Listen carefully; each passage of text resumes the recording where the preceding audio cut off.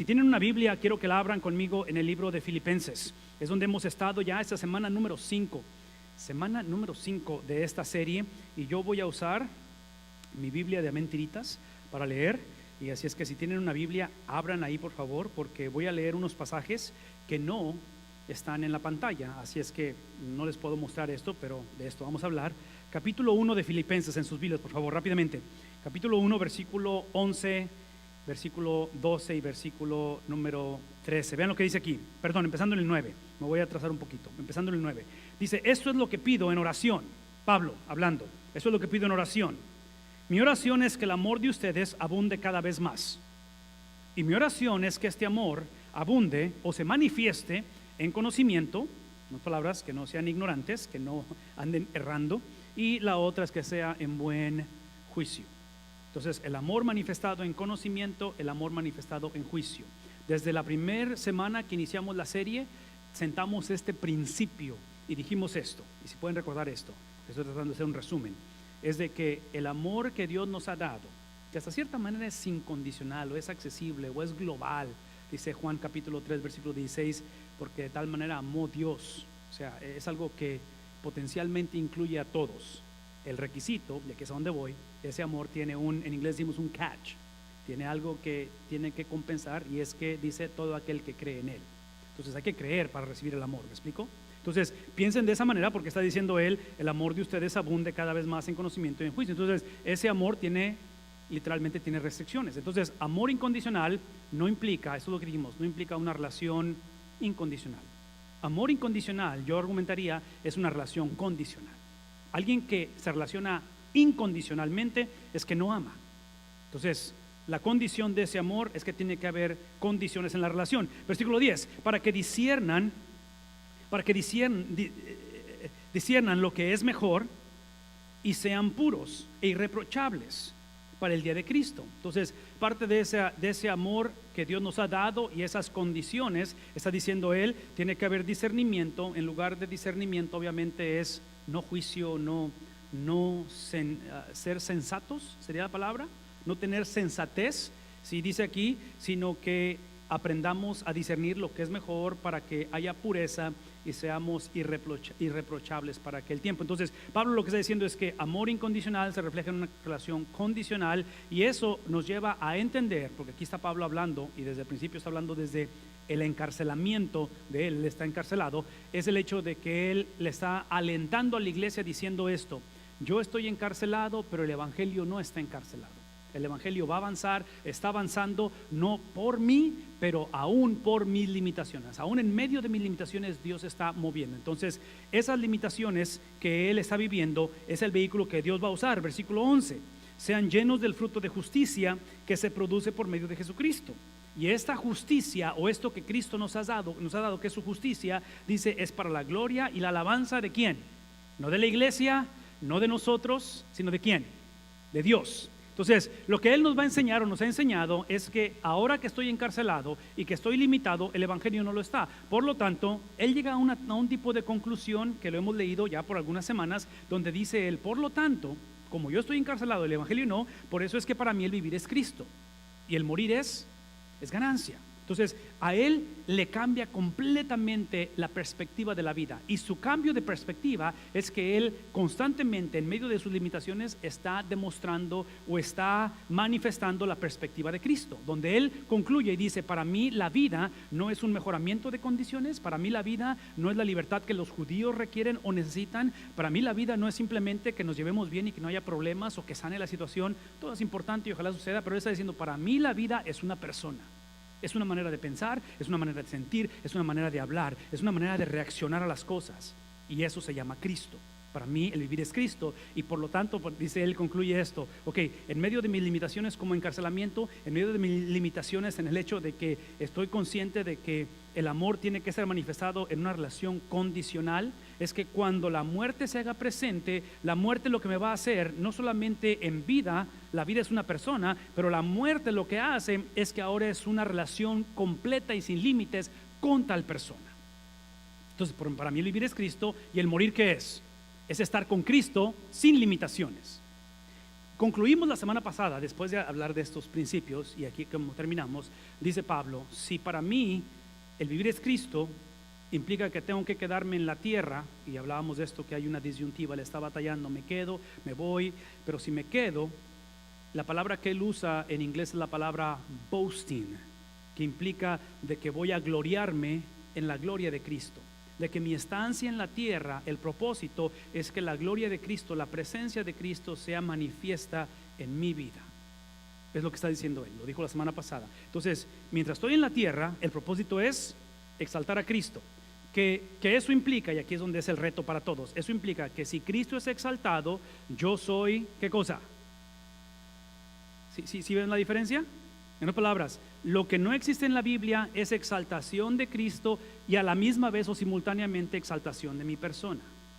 Y no es que Cristo esté en contra de mí, pero Cristo sabe que lo que más necesito yo es precisamente que mi agenda, mi persona, porque traduzcan esto en consejería matrimonial, en consejería y en cuestión de ayuda, es simplemente que tratamos de que mi persona no sea la razón por la cual existo, que sea algo más que mi persona, y ese es Cristo. Y dice Cristo, y dice Pablo, mientras esté en la tierra es para exaltar a Cristo, pero cuando vaya al cielo o cuando muera es para experimentar a Cristo en su totalidad. Entonces la pregunta es esta: si el punto de estar en la tierra es la exaltación de Cristo, ahora en este versículo, que es donde estamos esta mañana, veamos las implicaciones. Ahora que estoy limitado, encarcelado, ahora que estoy en una condición difícil, ahora que mis circunstancias no son favorables humanamente hablando, pero mis circunstancias son el despliego, el engrandecer la persona de Cristo. Observen qué es lo que dice: solamente, en otras palabras, independientemente que suceda, el punto de ello no es que lo que está por suceder va a ser lo mejor, va a ser favorable, va a ser lo más conveniente. Él dice, independientemente que suceda, si la meta es exaltar y engrandecer a Cristo, entonces quiero que hagan ¿qué cosa? En otras palabras, nosotros típicamente leeríamos este versículo y diríamos, ok, si engrandecer a Cristo es lo más importante y me va a dar una garantía de que las cosas mejoren, lo cual no es cierto, no es necesariamente eso, pero es lo que procesamos o creemos, eso implica que ahora nada más con que creamos lo correcto. Y nos enfatizamos en creer lo correcto, lo cual es importante, pero Pablo está diciendo, si Cristo hasta cierta manera o en su gran mayoría, la razón que es crucificado es porque Cristo casó o unió creer y vivir, doctrina y ética, tus convicciones y tu estilo de vida. Entonces se conectaron y Pablo está diciendo, por eso es que quiero que ustedes se comporten de tal manera que su comportamiento sea ¿qué cosa? ¿Qué es lo opuesto a digno? ¿Indigno? En otras palabras, que sea algo en lo cual, una vez más, la grandeza sea la de ¿quién? Véame tantito. La grandeza no sea del judaísmo. La grandeza no tiene que ser por tu color de piel o tu contexto, tus preferencias o tu idiosincrasia. E inclusive que la grandeza, una vez más, no es tanto que engrandezcas tu teología, tus creencias, las cuales son importantes, pero en la Biblia, una vez más, en la Biblia toda raíz, todo fundamento bíblico es manifestado en acción. Nunca hay divorcio entre lo que creo y lo que hago. ¿Sí me explico? La Biblia dice que de la abundancia del corazón habla la boca. Y yo diría que de la abundancia del corazón habla Facebook hoy en día. ¿Me explico? Entonces siempre hay una conexión en todo ello. Por lo tanto, eso es lo que crea una persona que sea digna de ser identificada o conectada con el engrandecimiento de Cristo, de tal manera que sea digno no de nuestro comportamiento. Sí, mi comportamiento solamente tiene valor a través del Evangelio de Cristo. Porque si yo quito el Evangelio de Cristo y me enfoco en mi comportamiento, eso es literalmente levantarme el cuello y decirles esta mañana que yo les hago un favor con estar aquí con ustedes. Es decir, a mi esposa, es un favor el que te hago, eres una suertuda que te casaste conmigo. ¿Saben de qué estoy hablando? Porque si somos honestos, muchos así nos comportamos. Muchos pensamos que el propósito del Evangelio de Cristo es simplemente modificar mi comportamiento. No necesariamente mi corazón, pero mi comportamiento. Es simplemente ayudarme de que si tengo vicios, que me los quite, que si hay problemas con el hijo rebelde, que el Señor obre y que le saque lo que trae, porque trae algo adentro ese muchacho. ¿Me explico? Lo cual, nada en contra de que el comportamiento cambie, pero la base del comportamiento, ¿qué es? Sí, el Evangelio de Cristo es simplemente entender que cuando venimos a Cristo tenemos una ciudadanía doble o dual. De que en esta cultura muchos pensaban que la meta era simplemente aislarse de la realidad, y especialmente de los romanos, donde Pablo nos enseñó anteriormente a través de las semanas, y nos dijo él, eso es lo que dijo Pablo al principio, capítulo 1, de que el evangelio está propagándose en medio de los encarcelados, en medio del gobierno romano, lo cual los judíos allá en la iglesia en Filipo están así como que, no, espérate, el evangelio nada más es para ¿quién? Es para nosotros. Los romanos tienen que irse al infierno. No es posible que me digas que los romanos van a estar con nosotros en aquella morada celestial. ¿Sí me explicó? Que hoy en día, si somos honestos, cuando pensamos en el terrorismo y pensamos en esos grupos de ISIS y todo eso, seamos honestos, sí nos molestaría que se convirtieran al evangelio. Yo sabía que iba a estar esto callado el asunto, pero seamos honestos, hay gente que literalmente nos molestaría si se convirtieran al evangelio. Si supiéramos que vamos a pasar una eternidad con ellos, pegaditos a ellos, porque Cristo tiene un sentido del humor, y tengo la impresión que nos va, por eso llévense bien con todos, porque si no el Señor los va a poner juntos en el cielo. Dice él, ciudadanía dual. Este concepto de entender que este comportamiento es que Cristo nos ha llamado, nos ha seleccionado, nos ha salvado para hacer su presencia en medio de un mundo el cual es gobernado por Satanás temporalmente, y es obvio que Pablo, escribiendo desde la cárcel, está recibiendo las consecuencias de esta ciudadanía o de este mundo el cual estamos presentes en él, pero es una vez más, es el conectar ambos, es el entender que cuando mi hijo va a la universidad, cuando mi hijo tiene una novia, cuando mi hijo hace decisiones en la vida, sean económicas, sean relacionales, si el punto no es hacerle el fuchi al mundo, el punto no es aislarnos del mundo, el punto es tener un comportamiento en el cual en ese contexto, que en este caso para Pablo es el encarcelamiento, sea ¿qué cosa? Digno no de él, porque él conocía ciudadanía judía, ciudadanía romana, ¿me explico? Él era el pastor de los pastores ahí, era uno de los líderes de la iglesia, y él está hablando de una perspectiva donde él simplemente está diciendo la ciudadanía doble que tenemos tiene implicaciones que en esta experiencia de que estamos en un mundo en el cual es gobernado por Satanás temporalmente, es un mundo en el cual literalmente el reino de Dios ya ha iniciado, pero es un reino en el cual no ha sido consumado. Entonces, el estar en ese estira y afloja de que Cristo ya vino, su espíritu radica en nosotros, pero la condición es deplorable, y que eventualmente en su segunda venida es que dejaremos esta ciudadanía e iremos por completo a la ciudadanía que Él ha preparado para nosotros. ¿Qué es lo que hacemos en medio de ello? Esto es lo que hacemos, simplemente dice, para que o sea que vaya yo a veros o para que esté ausente, sí, ya sea que los vea, ya sea que los oiga de vosotros, el punto es que ustedes se mantengan, ¿qué cosa? En las palabras, el problema de la iglesia no era que no creían lo correcto, el problema de la iglesia es que una vez más, sus creencias no iban a la par con su comportamiento. Entonces, creer lo correcto y no mantenerse firme afecta completamente, ¿qué cosa? No solamente el comportamiento, pero afecta de que yo sea digno de ser parte del evangelio.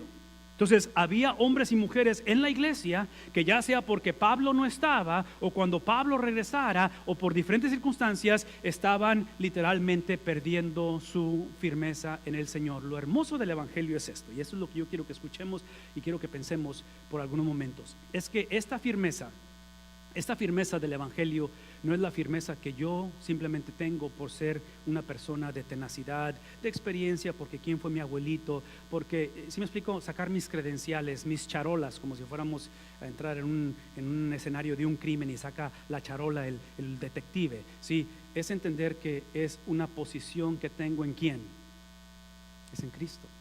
Entonces, cuando hablamos de esta firmeza, es simplemente que el comportamiento sea un comportamiento de firmeza, que sea la firmeza y el comportamiento del evangelio de Cristo.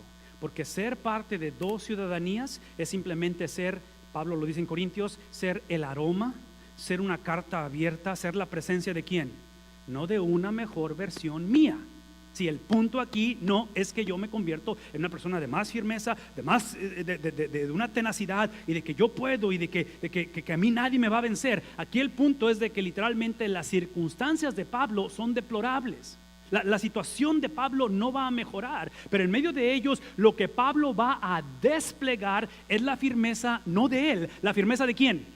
De Cristo, a través de Él. ¿Cómo lo sé eso? Porque aquí es donde Pablo va a hablar acerca de esta cuestión de legalidad, de que si tú estás aquí y tienes doble ciudadanía, es porque tú tienes ante el Señor una legalidad. Tengo un anillo en mi dedo que dice 22 años de casado este julio. Pero este julio, cuando cumplamos 22 años casados, no implica que nuestro matrimonio ha sido el perfecto por 22 años. Lo que implica es que independientemente las altas y las bajas de todo matrimonio, como el de ustedes y como el mío, es que nuestro estatus emocional, nuestro estatus relacional, nuestro estatus económico, nuestro estatus familiar no cambia nuestro estatus, ¿qué cosa? Legal. ¿Me explico? La legalidad no cambia. Hay solamente una manera de romper la legalidad. ¿Cuál es? Es otro acto de legalidad que se llama divorcio.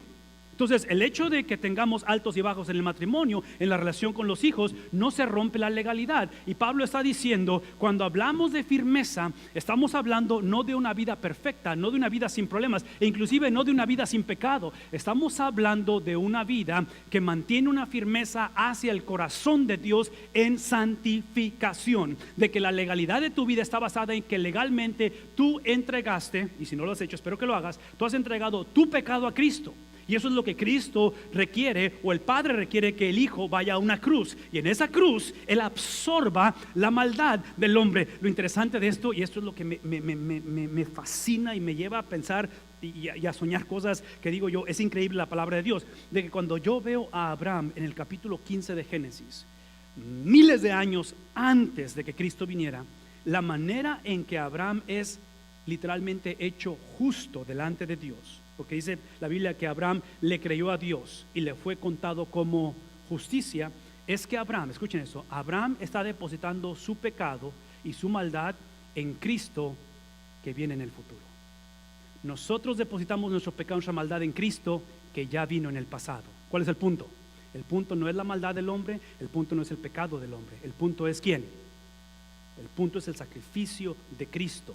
Que todo aquel que deposita su confianza y pide perdón a Cristo, déjame tantito, legalmente es posicionado y puesto en el mismo estatus que tuvo Adán antes de pecar, en un estatus de inocencia. Pero ustedes y yo sabemos que el primer Adán no fue suficiente, su estado de inocencia. ¿Qué era requerido de Adán? Que viniera un segundo Adán, porque poner yo mi pecado en Cristo y ser inocente o perdonado de pecados es incompleto el proceso. Ahora necesito un Cristo que en su justicia Él la ponga en mí. Entonces legalmente yo me mantengo firme basado en una transacción legal, de tal manera que esa firmeza en un mismo, ¿qué cosa? No es más, porque la era del Espíritu, la era de Dios ya inició, no ha sido consumada, pero ya inició. Su reino está presente y es el Espíritu de Cristo, el cual literalmente nos lleva, que es un espíritu en el cual combatiendo o nuestra conducta, ¿sí? Nuestra firmeza es para qué cosa. A ver, una vez más, nuestra conducta y nuestra firmeza es algo que está hablando de un esfuerzo colectivo. Entonces, aparentemente, entre más caminemos en similitud a Cristo y más nos afiancemos en Cristo, véame tantito, más vamos a ver la necesidad de unos por otros. A diferencia, aquellos que piensan que están comportándose como Cristo, que están siendo firmes en Cristo y se aíslan y se creen la élite, se creen el varsity de la iglesia. ¿Sí? Son aquellas personas que no han entendido que la lucha que tenemos, la lucha que Pablo habla en Efesios, que no es contra sangre ni contra carne, es aquella que le caracteriza, ¿qué cosa? Véame tantito, le caracteriza la unidad por una razón. Porque el combatir no es para ganar, combatimos porque Él ya ganó. ¿Sí vemos la diferencia? Es arrogancia y es necedad del hombre que piensa que su conducta y su firmeza le va a dar la victoria. Eso me dice a mí que el enemigo de ese cristiano que se comporta por las cosas que no hace y no se ha puesto tatuajes y no usa aretes, ¿sí? Y aquel que es firme en el Señor, su enemigo no es Satanás, es su orgullo, es su soberbia de que piensa que le hace un favor a la humanidad con estar aquí. De lo cual yo digo, tú no necesitas a Cristo, tú lo que necesitas es deshacerte de ti mismo. Literalmente que Cristo tome control de ti, de tal manera que dice que esa unidad, véame tanto, esa unidad no es simplemente para que nos llevemos bien, para que no se deshaga el matrimonio, para que los hijos nos amen, no es simplemente para que haya un mejor gobierno, lo cual ojalá suceda. Esa unidad nos lleva ¿para qué? A expander no nuestra fe, sino la fe de ¿quién? La fe de la persona, la fe de la obra de Cristo. ¿Qué es el punto? De que la unidad lo que hace, una vez más, boasting, despliega la grandeza de la fidelidad de Cristo. Tenemos que ser la comunidad, que cuando la gente nos vea, diga esto: ellos no están en una condición saludable, su situación física, emocional o financiera no es la más codiciable, pero lo que sí es codiciable es que ellos le creen a Cristo. No solamente creen en Cristo, pero le creen a Cristo. Es el tipo de generación que Pablo dice: ahora quiero que literalmente esta experiencia, versículo 28, sea en la cual nada, absolutamente nada les crea. ¿Qué cosa? Que no se dejen hacer bully. ¿Me explico? Es lo que está diciendo. Que no se dejen intimidar o que no vivan bajo el temor, porque ustedes y yo sabemos, el enemigo de la fe no es la duda, el enemigo de la fe es el temor. ¿Sí? El enemigo de la fe es aquel que en su mente dice: sí, yo creo en Dios, pero la realidad es que a la hora de creerle a Dios, no le creemos a Dios. ¿Cómo lo sé? Porque cuando llega el encarcelamiento, ¿qué hacemos con Dios? Le reclamamos. Cuando las cosas no salen como pensamos que debieron de haber salido, cuando mi conducta es intachable, cuando mi firmeza es de que yo he sido fiel y he diezmado y algo pasa trágico, ¿qué es lo que hacemos? Le reclamamos a Dios, porque entendemos que en este caso sí estamos siendo gobernados, estamos siendo manipulados por vidas predecibles, por vidas que no toman riesgos, por vidas en las cuales mientras todo se mantenga en orden y al final vayamos al cielo, en lugar de traer al cielo a la tierra, en lugar de entender que esta intimidad, vean lo que sucede, es una intimidad que está gobernada no por la grandeza, el boasting de Cristo, sino por ¿quién? Por la oposición. Somos esclavos del reporte que da el doctor, somos esclavos de la economía, somos esclavos de las circunstancias. En mi mente, porque mi simplismo que tengo en mi mente, eso es lo que me vino a la mente. Cuando pienso en la escena de Simba, que se le viene la estampida y que Simba paniquea, esta es la impresión que me da Pablo cuando dice que no seamos intimidados, que no tengamos miedo a la oposición. Porque una vez más, recuerden, el versículo habla acerca de estar firmes, habla acerca de tener un comportamiento, habla acerca de hacerlo en la unidad y que esa unidad nos lleve a engrandecer la fe de Cristo, no mi fe, pero es la fe de Cristo. La fe de Cristo en mí no es que yo creo más en Cristo, es que la fe de Cristo en mí se traduce en fidelidad a Cristo. ¿Sí? ¿No? Fidelidad a Cristo. Fidelidad a Cristo. De tal manera que muchas de las veces lo que está sucediendo en nuestra vida es que lo que está diciendo Pablo no es tanto de que este sea el problema. Esto debe de esperarse que suceda porque este mundo está gobernado por el príncipe del aire. Su gobierno es temporal, pero es real. ¿Sí me explico? Pero en medio de esto, lo que Pablo está hablando acerca de la reacción que tenemos. Y mi temor es que muchas veces esta es la imagen de la iglesia. La manera en que nos conducimos, la manera en que nuestras finanzas son llevadas a cabo, la manera en que nos tratamos como esposos, como hijos, como padres, la manera en que cuidamos de los padres o de los abuelos ancianos en enfermedad, esa es la manera en que vivimos. Damos la impresión de que Cristo literalmente está haciendo bullying constantemente. Por lo tanto, dice Pablo, no se enfoquen en ello para que ellos, ciertamente, ¿quiénes son ellos? Los de la oposición, ¿sí? Ellos, que dice, es indicio o es la señal, que esta palabra indicio, señal, es una certeza, no es saber si cambia la cosa, pero dice, es una señal de que para ellos, los que se oponen, los que tratan de hacer bully a la iglesia, bully a la familia, ¿qué va a pasar con ellos? Ya está determinado qué es lo que va a pasar. Por eso dije hace un momento que no peleamos o no entramos a la batalla hacia una victoria. ¿Cómo entramos a la batalla? Desde la victoria, porque esto ya está determinado. Satanás está literalmente, no sé si alguna vez han visto una abeja, pero vean una abeja y quítenle la lanza. ¿Qué hace una abeja sin lanza? Puro ruido. Es todo lo que hace, ¿verdad?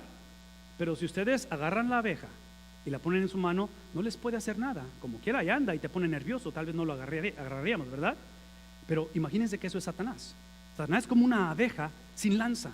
No nos puede hacer absolutamente Nada. ¿Por qué? Porque en este caso, obviamente, la muerte segunda o la muerte espiritual nunca la conoceremos. Por lo tanto, dice él, tenemos que tener la seguridad, el indicio de que para ellos es perdición. Entonces, el yo no intimidarme, el yo tener la valentía o la habilidad de creer en Jesús, es que es lo que afirma la perdición de ellos. Más para nosotros, ya hablo de ellos, para nosotros, y en este caso obviamente nosotros es esto, ¿verdad? Perdición para ellos, pero para nosotros, pensando en Simba, ¿sí? ¿De qué cosa? Entonces, aparentemente la oposición, dame tantito, porque en este caso Pablo, ¿de dónde está escribiendo? Desde la cárcel. Pablo está en el epicentro ¿de qué? De oposición, porque por una parte está encarcelado, por otra parte, véanme esto, por otra parte está hablándole a una iglesia que todo lo que estoy diciendo, todo lo que estamos leyendo es lo que la iglesia está haciendo. En otras palabras, la iglesia está ¿qué? Intimidada. La iglesia está ¿qué? No firme. La iglesia no está en unidad. La iglesia está hablando acerca de lo que cree en lugar de lo que hace. ¿Saben de qué estoy hablando? Entonces Pablo está diciendo, hey, este es el punto, que en el caso de ustedes es para salvación. La oposición afirma la salvación, porque la oposición incrementa la fidelidad de ustedes. La oposición determina, como decimos en inglés, hace la diferencia entre los boys, men and boys, entre los que realmente creen en Cristo y los que le creen, ¿qué cosa? A Cristo. Eso es lo que hace la oposición. Es lo que diferencia a aquellos que nada más tenemos un conocimiento en nuestra mente, como los griegos, y aquellos que encarnamos, cristalizamos ese conocimiento en un estilo de vida. De que Pablo en Romanos, ¿qué dice? Ni lo alto, ni lo presente, ni lo porvenir. ¿Qué va a suceder? Me va a separar ¿de quién? ¿Por qué? Porque para mí el vivir es Cristo y el morir es relación con Cristo completamente. ¿Cuál es el punto? Que ya sea con vida, ya sea sin vida, el punto es Cristo. De tal manera que dice él, es para vosotros salvación. Esta salvación, y antes de que se nos levantemos el cuello y pensemos y digamos, no, es que estos son mis hijos, esos son los milenios, porque esos milenios ni saben lo que creen. Estos son los nietos, porque ay, esos nietos, ay, pero yo que tengo 77 años de ser miembro de la iglesia, o sea, a mí me hacen los mandados, se venga quien se venga. ¿Me explico? No es como típicamente pensamos y sentimos. Seamos honestos, porque esa es la razón. Observen lo que está diciendo Pablo. Está diciendo Pablo, todo eso de tu salvación, la perdición de la oposición y tu salvación, ¿viene de quién? Esto, tu salvación y la perdición de ellos, ¿proviene de quién? Sí, proviene de Dios, de tal manera que, eso es lo que hemos dicho, de que la salvación, lo que Dios ha hecho es que Dios se ha convertido en el destino que está predeterminado hacia dónde va nuestra vida. Y una vez más, escuchen lo que estoy diciendo, porque cuando hablo de un destino predestinado, de un final predestinado, muchas de las veces y la mayor parte del tiempo se ve así la circunstancia. Entonces, en la película Simba va corriendo y no sabe, todo lo que quiere Simba es salirse del cuadro. ¿Me explico? Inclusive si han visto la película o los han forzado a ver la película, sus hijos o sus nietos. Ustedes saben que Mufasa se va a aventar. ¿Qué hace Mufasa? Lo va a pescar, lo va a sacar, porque él sabe que esta situación es difícil. Entonces, imagínense ahora o piensen en lo que estamos hablando. El destino de la salvación es Cristo, pero eso no implica que el camino va a ser fácil. Pablo simplemente está diciendo, no se dejen intimidar, porque la oposición, ¿sí?, no recuerda que el engrandecer no es el de la iglesia. El engrandecer no es el de mi doctrina, no es el de mis preferencias. Y Pablo no está en contra de nada de eso. Pablo dice es que en medio de la oposición se va a engrandecer la fidelidad de Dios en nosotros, que se va a reproducir en una iglesia fiel hacia Dios. De tal manera que ese destino que está predeterminado, y ese destino es Cristo, es la persona de Cristo, lo que produce en la iglesia, ¿qué es? Es perseverancia. Es una iglesia, es una familia que si por alguna razón, ¿qué es lo opuesto a perseverancia? Cuitear. ¿Qué es lo opuesto a perseverancia? Rendirnos, dejarnos hacer bully, separar lo que creo con lo que hago, no buscar el compañerismo, todo lo que hemos hablado. Si no hay perseverancia, venme tantito, si no hay perseverancia, fue simplemente porque nunca tuvimos en claro el destino. Esa es la única razón. No fue por la cantidad de problemas, no fue por lo que vino, lo que trajo la vida, ni la confusión del mundo en que vivimos. La única razón es porque el destino nunca estuvo determinado como una persona. Entonces, aquellos que perseveran es simplemente el resultado de que el destino es una persona. De tal manera que esa perseverancia lo que hace es que engrandece, ¿qué cosa? Boasting. Boasting, ¿qué es lo que engrandece?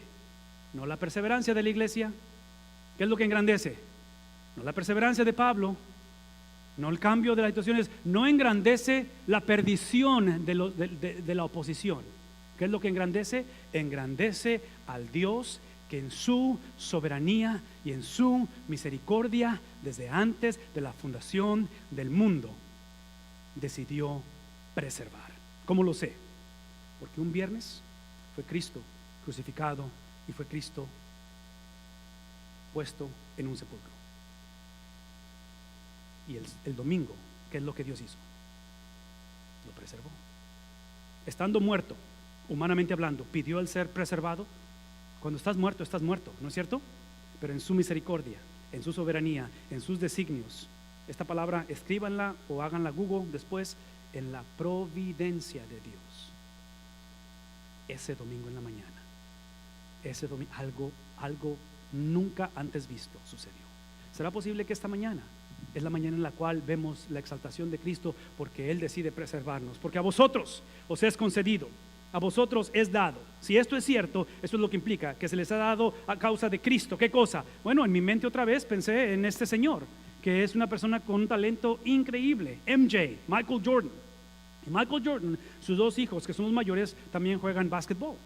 Pero es obvio que no traen un uniforme de la NBA, traen un uniforme del colegio, porque aparentemente, aunque traen sus genes y el ADN es el de Michael Jordan, si ustedes los ven en tamaño, no, ni siquiera le llegan en tamaño físico a Michael, mucho menos en talento, que es el punto de que cuando la Biblia habla acerca de cómo se nos ha concedido, se nos ha dado, tengo la impresión que muchas de las veces esa justicia de Cristo dada en nosotros, pienso que la vemos desde esta perspectiva, de que simplemente vemos a Cristo como ese ser supremo, como ilustración, no es que Michael lo sea, pero bueno, para algunos sí lo es, pero como ser inalcanzable, y que nosotros nos consideramos hasta cierta manera como el JV de la vida. Entonces siempre estamos como limitados. Si Pablo está diciendo literalmente ustedes se les ha dado, la palabra es imputation, se les ha entregado todo de Cristo. Todo lo que Cristo fue por 33 años, su perspectiva, su sentir, su hablar, su procesar la vida, cómo Él negoció con el gobierno, cómo Él habló con su Padre Celestial, todo eso ha sido puesto en ti a causa de Cristo. Cristo es la razón que tienes a Cristo, ¿sí? No es más, Cristo es la razón que tienes a Cristo. No tienes a Cristo por ti, nadie merece a Cristo, ¿sí me explico? Nadie está aquí por su conducta o por su firmeza o por su unidad o porque la oposición va a ser castigada y yo voy a ir al cielo. Todo eso tiene que ver de que Cristo es la razón que tienes a Cristo. Una vez más, Cristo es la razón que tienes a Cristo. Por lo tanto, es que ahora no solo que otra vez la palabra es imputation, ese dar de su persona es que no es solo para que ¿qué? No es solo para que creas, no es solo para que te mantengas fiel, pero ahora es para que en Él, ¿sí? Sino que también tu creencia se cristaliza en ¿qué?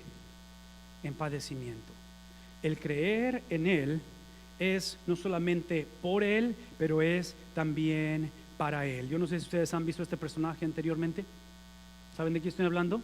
¿Alguien sabe el nombre de él? Yo lo he estado tratando de buscar, pero no sé. Tiene un nombre en la película. ¿Qué película es? Alice in Wonderland. ¿Sí recuerdan? No tienen hijos. Ustedes son malos padres que no ven las caricaturas con sus hijos. Pero bueno, el punto es que en la película de Alice in Wonderland, cuando ella va en ese camino y anda perdida, porque es Wonderland, ¿sí? Está wondering, Wonderland, está ahí, ella wondering, ¿sí? Se encuentra con ese gato y está en un árbol.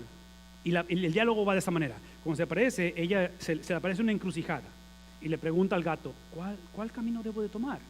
Y el gato responde, ¿hacia dónde vas? Y dice ella, no lo sé. ¿Qué responde el gato? No importa cuál camino tomes entonces, porque pues, si no sabes a dónde vas, no hace diferencia cuál camino tomes.